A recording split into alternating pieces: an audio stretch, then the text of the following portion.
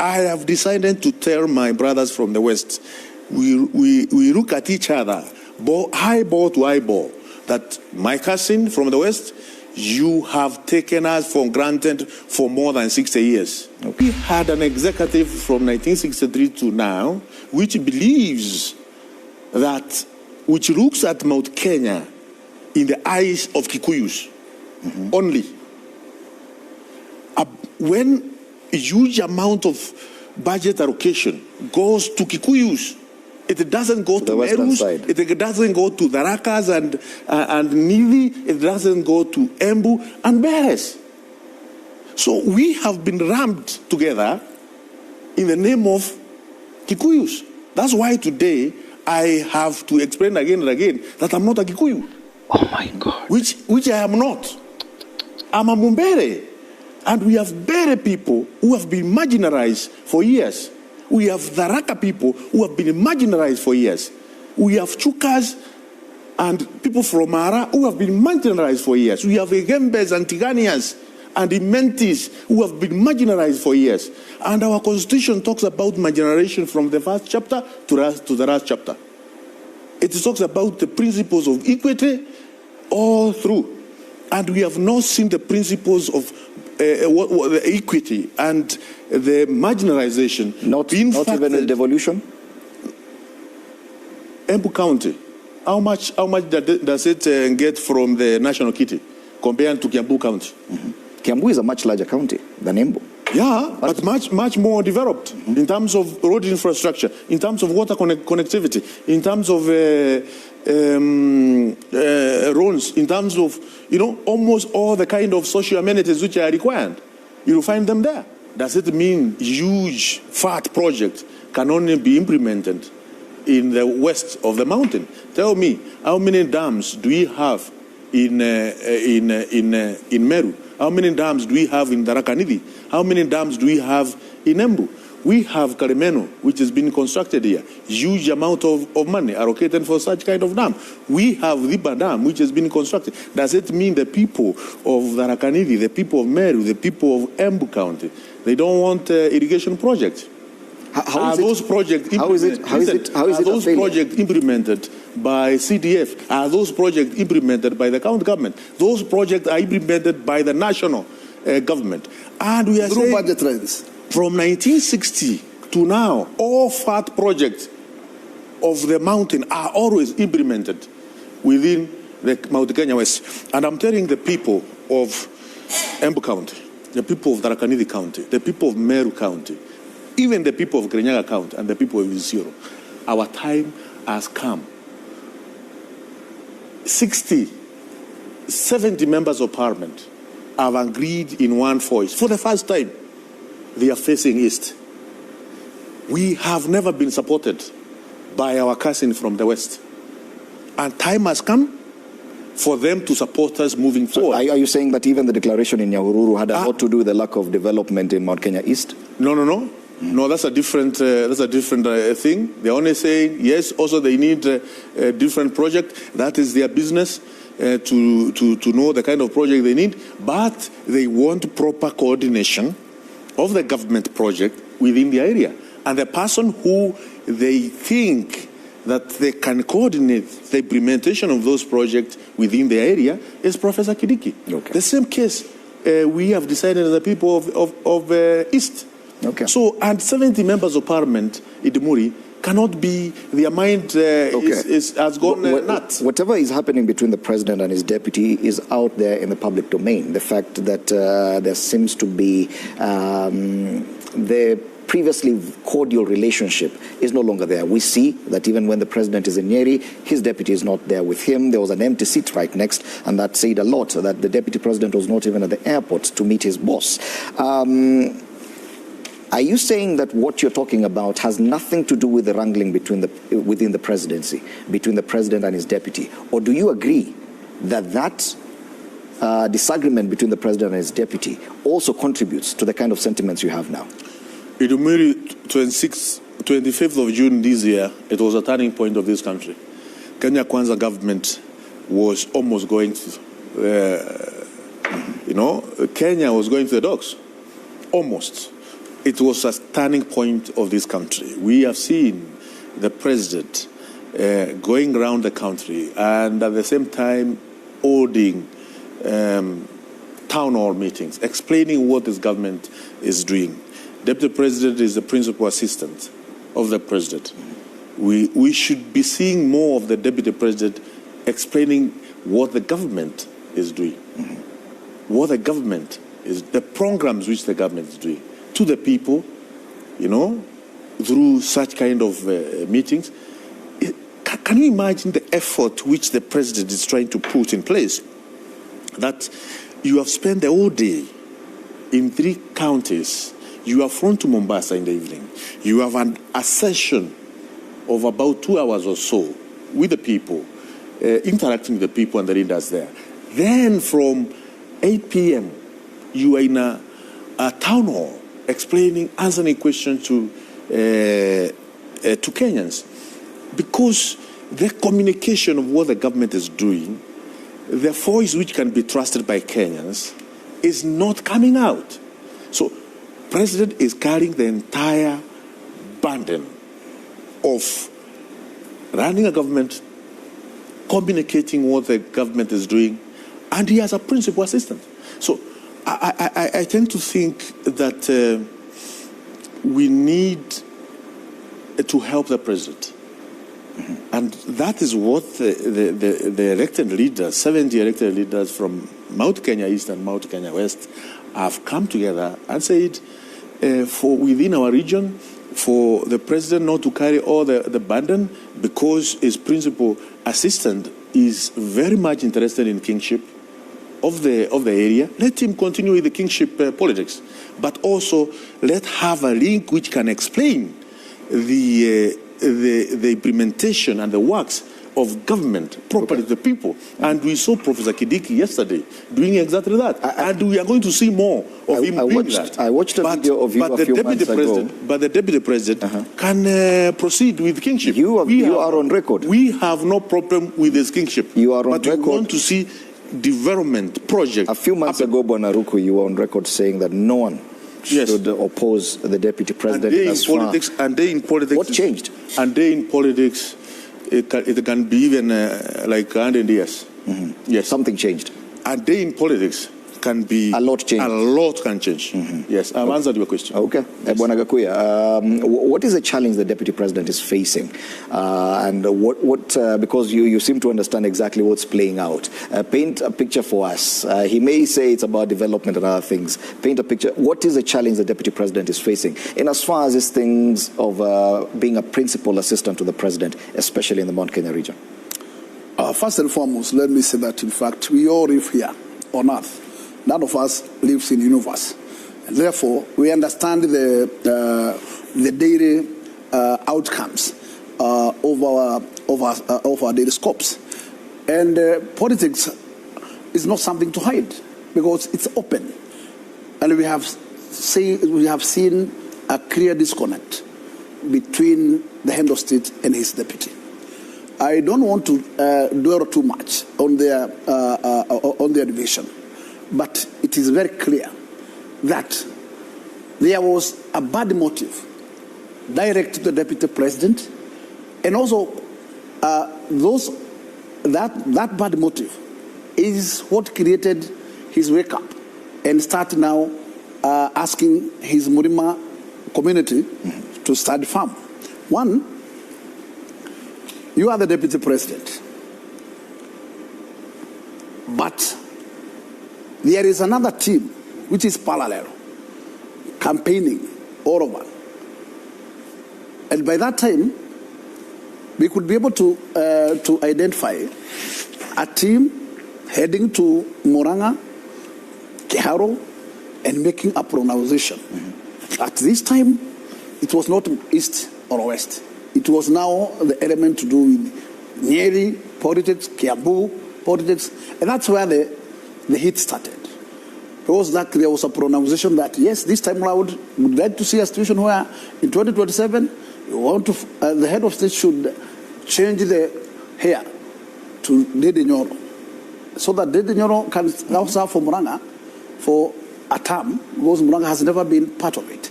And then, therefore, 2032, we shall decide. If you, as a politician, you must also ask yourself, where could this kind of hit coming from?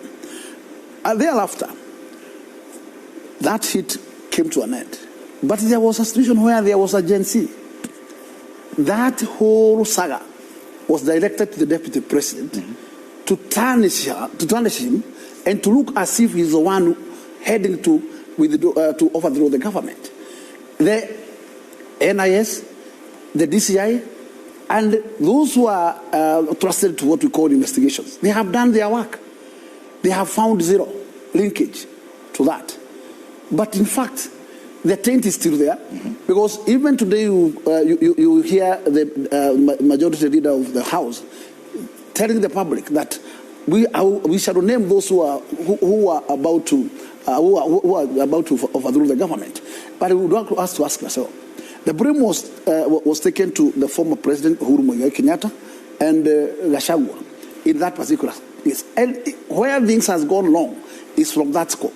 And thereafter, we have seen another relationship between the head of state with his deputy. But after they went around the country, when they were in Bugoma, one who is a majority leader came out very clear in the presence of the head of state, demeaning the deputy president. Such a situation tells you that, in fact, within there is a gang of team which does want to see you climbing up. And I can tell you for sure, as much as there is a serious blame that Gachagua is trying to whip Mount Kenya to set it, because that has been the rumor, I can tell you there is nothing like that, such an election. Okay. And Gachagua has never indicated that he's mobilizing Murima to be united for him to take them elsewhere. There's no such a decision. Okay. But today, the decision is casted that we must substitute Gachagua in 2027. And that's why the star of Kidiki has been now brought in. This is to say now, the idea of Dede Nyoro has been dropped. And now, the star is now Kidiki, which is okay. But what I can tell my good friend is that, in fact, for the first time in the history, they want to split Mulima to go the same way that Rujas has been always supporting, which is okay. If they decide that is the route to go, it's upon to them. But who will be the loser at the end of the day? The split, that split, it is a trap. And if the Mount Kenya will buy the trap, it's good for them. Okay. But I can tell you for sure, in the Mbeere, the public will decide their destiny. Okay. Because their destiny will not be decided by few. And whether there were 70 or 60 members of parliament, they must also understand that Mount Kenya has 11 governors. The Mount Kenya has thousands of MCAs who are people's representatives. And therefore, not a single group of members of parliament can decide the destiny of Mount Kenya. And in this case, I would say, this is politics. And you play politics, and we equally play politics. Okay. We're talking about 2027 and the fact that this debate about the possibility of the removal of the deputy president has been very alive, especially among members of the National Assembly. Do you support the push for the removal of the deputy president or for replacement? In the Mbeere, we are not interested in removing the deputy president. He is the deputy president of the Republic of Kenya. He has an office. Mbeere, just the other day, you listen to the speech of the majority leader. I've listened. He was asking the head of state at Jiriri's here, okay, to shake away the snake from the government. What is the interpretation? I've listened to Mheshimiwa. What I'm saying, from where I sit, I don't speak for Kimani Ichung'wah. Do you agree with the sentiments that from where I sit, we are not interested in impeachment or removal of the deputy president. Let the deputy president continue with his campaign of kingship. But now what we are saying is, we who comes from the east, Mount Kenya East, that is Embu County, Tharaka Nithi County, Meru County, and I have had also Kirinyaga as join us, and Isiolo County as join us. We have decided with one voice, moving forward, we have enough votes which can decide our political destiny independently. Okay. And these votes we have, are enough to be rewarded through implementation of the project which we want. Are you interested in ensuring that one of your own, Professor Oh, yes. Kinduki, become a deputy president? Oh, yes. Come 2027? Why not? Politics is about if it happens sooner? If it's happened, well and good. If it happens sooner? How will it happen sooner? There could be an impeachment, even whether or not you support it. The issue of impeachment, it is not anywhere on my table, and I will not advise us we go in that direction. But what we are saying, moving forward, Mount Kenya West, our brothers, our cousins from Mount Kenya West, they have taken us as voting machines from 1963 up to now.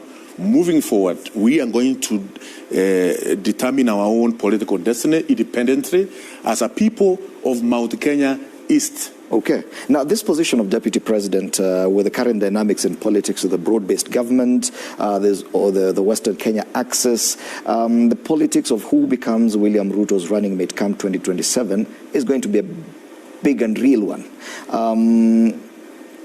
There is a serious talk that the Western axis is interested in the same position. Luo Nyanza, Western Kenya as well. Don't you think that a split in the Mount Kenya between the East and the West disadvantages the region from getting that position of number 2? My brother Idumori, so long as we are able to get our dams, we are able to get our roads, we are able to get a dual carriage from Makutano all the way to Meru, both ways. We are able to get tarmac road of Shiakariga, Marimanti, Mukodhima going to Meru. We are able to get tarmac road of Kikuyus, Momenje, Kerie, Shiara. We are able to get tarmac of Keretire, Isako, Mbeere. We are able to get water connections. We are able to get electricity in our community. Imagine, I have 3 dams which generate hydropower in the Republic of Kenya. But my constituency is in darkness since 1963. And you are here saying we are mountain, we are united for what? When my people are in darkness. Yet you've had very senior cabinet secretaries, including for energy. That's the thing, and that's why I've come broadly, because probably those who are there, they were not able to tell Kakuya and my brothers from West that you guys, you are treating us, you are taking us for a ride. I have decided to tell my brothers from the West, we look at each other, eyeball to eyeball, that my cousin from the West, you have taken us for granted for more than 60 years. Okay. Your communities are electrified. You have better roads than us in our villages. You have water connection in our villages. When we don't have water connection in our villages, when we don't have electricity in our villages, when we don't have tarmac roads in our villages, time is up. We are going to determine our political destiny, which is going to give us what our people need as a people of Mount Kenya East. Banagakuya, it would appear that the deputy president is being made the boogeyman in some parts of the Mount Kenya region. How do you think that will affect the politics going forward? You talked about a trap, and you said that the elected leaders from the eastern side of the mountain are just walking into a trap. What trap is this, and what will be the consequences of walking? One, I just want to make some clarities.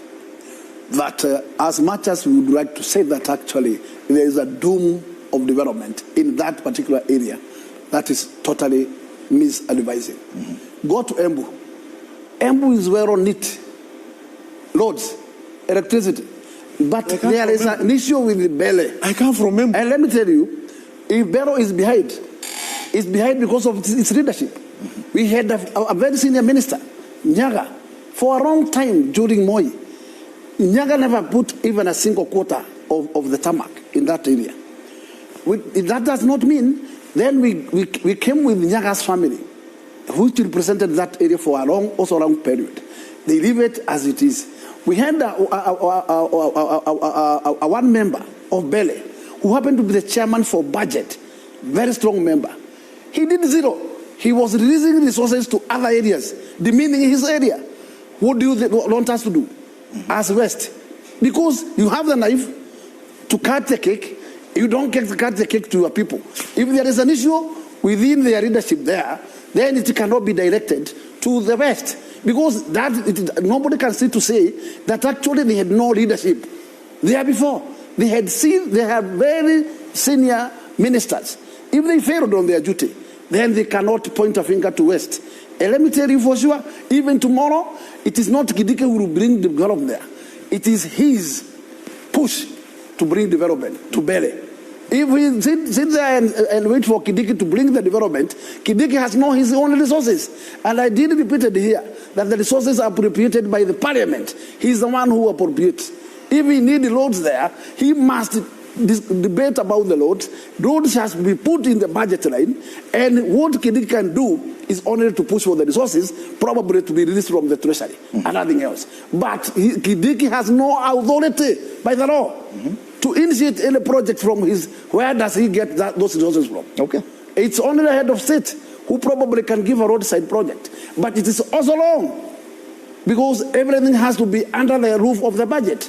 Yes. And why do you think that it's right to blame the western side of the mountain for lack of development on the eastern side? It is not elected leaders from the western side. Today they are lucky that they have a minister for water. It is if they need dams, they have now the minister. They can only blame themselves. It is.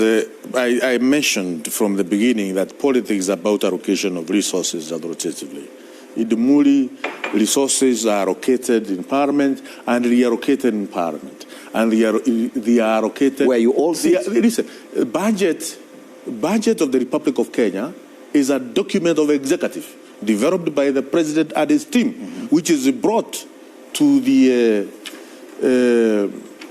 to Parliament for us to scrutinize. It is true, different committees of Parliament sit down and present the budget of those state departments to the budget committee, okay? But remember, these state departments are led by ministers and the PSS who are serving the executive. So budget is a document of the executive.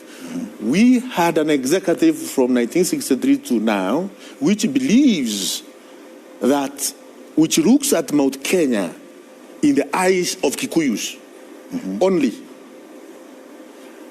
When a huge amount of budget allocation goes to Kikuyus, it doesn't go to Erus, it doesn't go to the Rakas and Nivi, it doesn't go to Embu and Mbeere.